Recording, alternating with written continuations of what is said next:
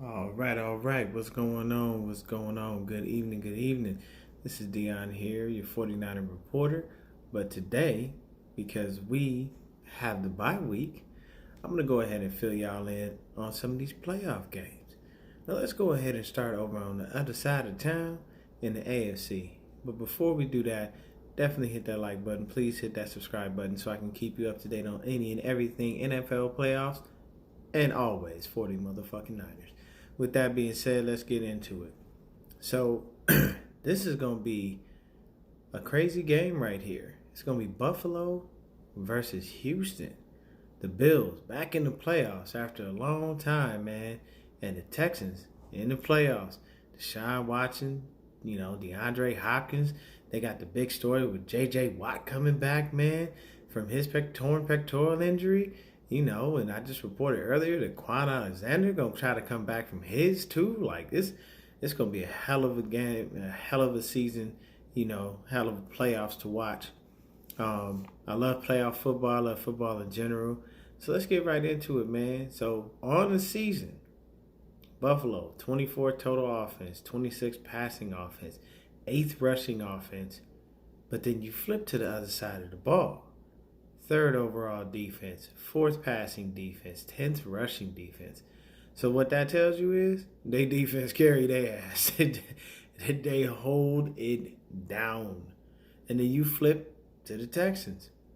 13th total offense, 15th passing offense, 9th rushing offense. And you know why they got the 9th rushing offense? Because Carlos Hyde done found his stride. And plus Deshaun Watson will get out the pocket and do some amazing things as well. But then you flip to the other side for them. Defense is their weakness. 28th overall defense, 29th passing defense, 25th rushing defense. Those are some bad numbers. Really bad numbers. So you see that both of these teams have one thing the other doesn't. The Texans have no defense, but they have an offense. And Buffalo has no offense, but they have a defense. The only thing they got going for them is that running game. And that's most of the time because you got Devin Singletary in there. You know what I'm saying? And I got to show some love to my dog, Frank Gore, man. That's my dude, man. I'm a Niner for life. So Gore gave us beautiful years, man. And he was there with us. He was respectful. He never got into trouble. Like, this dude was a consummate professional. So you got to respect that. But, on the season, Josh Allen, 58.8 completion percentage. 3,089 yards, 20 TDs, 9 interceptions, but he was sacked 38 times. Over a 16-game span, that's more than 2 sacks a game. Devin Singletary rushed for 775 yards, averaged 5.1 yards per carry. He had 2 TDs. He had a couple of nicks and bumps and bruises, injuries here and there. But then you look on the other side of the ball. Josh Allen, you look at Josh Allen, he was doing his thing, man. 510 yards, 4.7 yards per carry, 9 touchdowns. But here's the kicker, 7 fumbles. Now, he didn't lose all those fumbles, but that's still 7 fumbles, man. That's no good. He got to learn how to take care of the ball. He might want to start hanging with the running back crew. Talk to my dog Frank over there so you understand that high and tight rule, baby. Teach you that from Pop Warner. Got to be careful. So Frank Gore, I had to mention him. As I told you, I'm a Niner man. So 599 yards, 3.6 yards per carry. He had 2 TDs. But he's still the man. Frank Gore always falling forward, never falling backward. And he's still doing his thing, man. Climbing up the yardage ranks. This dude is just unbelievable, man. He that's a bona fide Hall of Famer right there. And then from what I hear, his son is nasty. Frank Gore Jr. out there killing people, boy. And then you go to the receiving side of the ball for him. You got John Brown. Now, remember John Brown? John Brown used to be with the Arizona Cardinals. Now, he was a Marquise Goodwin-esque type player because he was strictly speed. But he did the same thing that Keith did. He started to develop his route running. And now this dude is out there tearing the league up. But he does have really, really big gaps, man.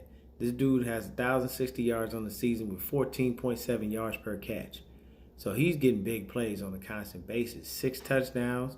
Then you got Cole Beasley over there, 778 yards, 11.6 yards per catch. He has 6 TDs.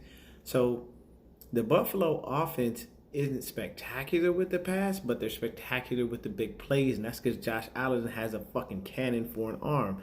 The motherfucker could probably launch the ball 80 yards just with the flick of his wrist. He's crazy. But the one thing you can say about this game is there are two dual threat quarterbacks, and it's viable because you do have Josh Allen out there running. That's a big ass man.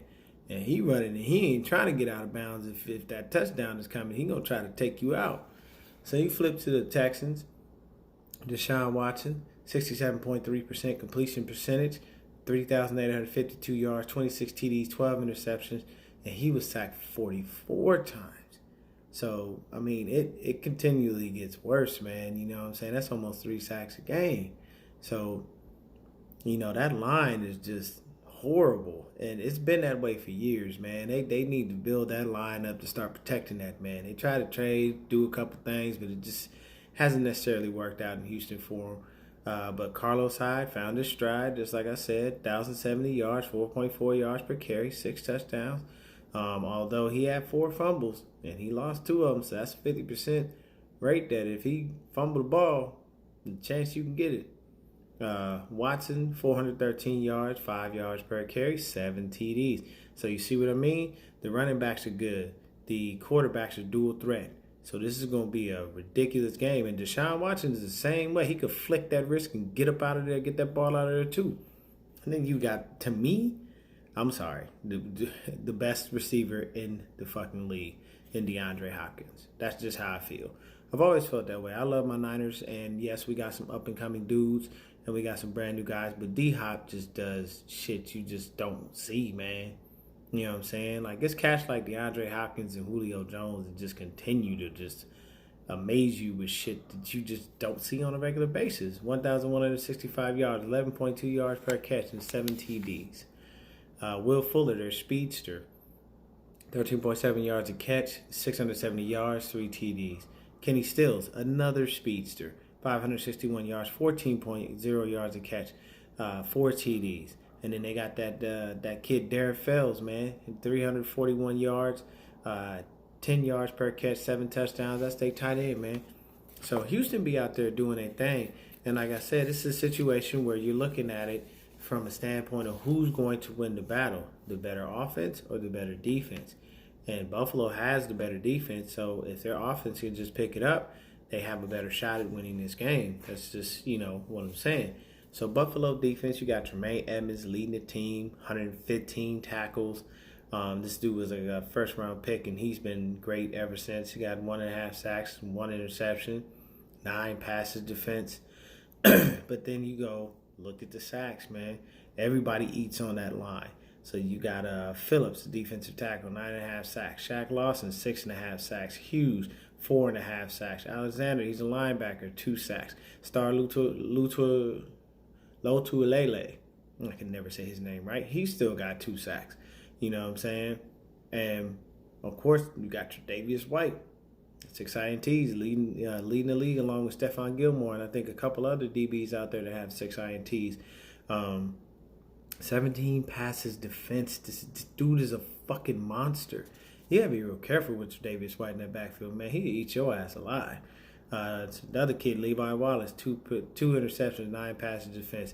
Jordan Poyer, 2 interceptions, 3 passes defense. So one thing that the Buffalo defense does is get after that ball. You have to be very mindful with them when you're throwing the ball because they got some hawks and some sharks out there. And the first thing they're doing is trying to find that ball and pick it off. They are not your typical cover corner guys where they're just going to play you close enough and they're trying to make a play. They might try to punch the ball out. No, these dudes want the interception to get the ball back in the hands of Josh Allen and that offense. That's how they've always been. Buffalo, they were 10-6. You know what I'm saying? Their losses were to the Patriots, the Jets, the Browns, the Eagles, the Ravens. And besides those losses to the Jets and the Browns, all those losses were against playoff teams. And each time they played the Pats, they gave them hell, man. They made it hard on the Patriots. It was not just a cakewalk. They didn't walk in there and just beat up on Buffalo like they used to. But defense isn't Buffalo's issue. It's just a consistency on offense. And that's why I said, let's look at the numbers that I gave you earlier. They ranked near the bottom of the league in just about every category except for rushing. And that's not good. You know what I mean? And most of the rushing, the reason they rank so high is because you have Josh Allen running the ball like crazy, and Devin Singletary and Frank Gore. So you have a host of people, sharing the load. Um, Basically, for the defense, you got to keep Watson in the pocket. You got to slow down Carlos Hyde because he done found his stride. You got to stop Darren Fells and D Hop, and you got to be mindful of Will Fuller over the top. Buffalo doesn't give up very many big plays or very many explosive plays on defense, but Will Fuller with his speed to catch you slipping. If he get that step on you, you can forget it. He gone. And no fumbles from Allen. You know what I'm saying? Throw the ball to Brown with his straight line speed. Get Singletary going with the run game. And I mean, this should be a cakewalk for you guys. Buffalo should be able to pull this off with ease as long as they do exactly what they need to, man. Those things that I named right there are some very simple and easy things that they can do to win this game. For the Texans defense, J.J. Watt will play this game. Coming back from the torn pectoral muscle, huge lift to the defense. You know what I'm saying? And the performance and the mentality, it just brings everybody, the whole team up when they see him there because he's been there all that time and he's been their number one guy. He's been the face of that franchise for years. But the one thing you have to remember is no Clowney anymore. They traded him off to Seattle. So with J.J. Watt out, what happened? Whitney Merciless came in, 7.5 sacks, 2 interceptions. They got this kid Scarlett, he's a linebacker, 3.5 sacks. J.J. Watt still had 4 sacks before he went down.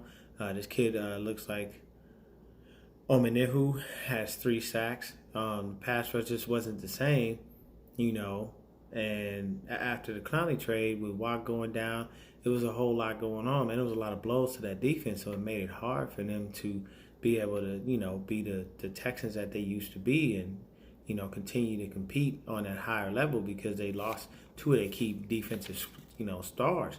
You could lose J.J. Watt, you trade Davion Clowney, and you just basically leave Whitney Merciless out there with a bunch of guys that are just trying to continue to keep doing what they're doing. So then you got Gibson. He had 3 interceptions, 8 passes defense. Justin Reed, 2 interceptions, 5 passes defense. Roby, 2 interceptions, 8 passes defense. And this kid looks like Addy. He had 2 interceptions, 3 passes defense as well. Offensively, you got to get Hyde, Fells, D-Hop, and Fuller rolling.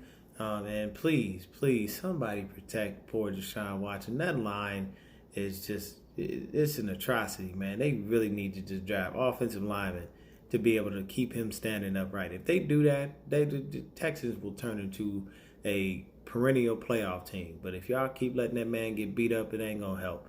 44 sacks means your line is shit. That's not good at all. So defensively, you got to contain Josh Allen. You got to, slow down or stop Singletary. Have safety help over the top for John Brown. And it should be an easy win. My prediction, honestly, I say Buffalo wins just based on the fact that the Texans D just can't stop anyone. And going up against Buffalo's pass rush is going to be too much for the Texans' offensive line. That's just how this is going to work out. So, to me, Buffalo should take this game and go ahead and run with it, literally. Devin Singletary and Josh Allen. Sprinkle a little Frank Gore in there too. And then, make sure that you do what you got to do. It's just going to be a hard situation for them because they got to go into the Texans' house and do this. But, I mean, hey, Buffalo's got to get up and get on it, man. This is their first playoff game in a long time. But I say Buffalo wins the game because their defense will take them, over the top. And they will eat that line of the Texans alive. I think Deshaun Watson's going to score. I think they're going to do some things. You know what I'm saying? I say the score probably about 27-21 in favor of the Buffalo Bills. But tell you right now, man, Watt is a big lift to the defense, but he's rusty. We don't know how he's going to look. He's been off for a couple of months, man. He's got to knock that football rust off. You got to remember that pectoral, man, that's everything. And he has to push and get off that line and do all these things. So, 27-21, Buffalo is my pick.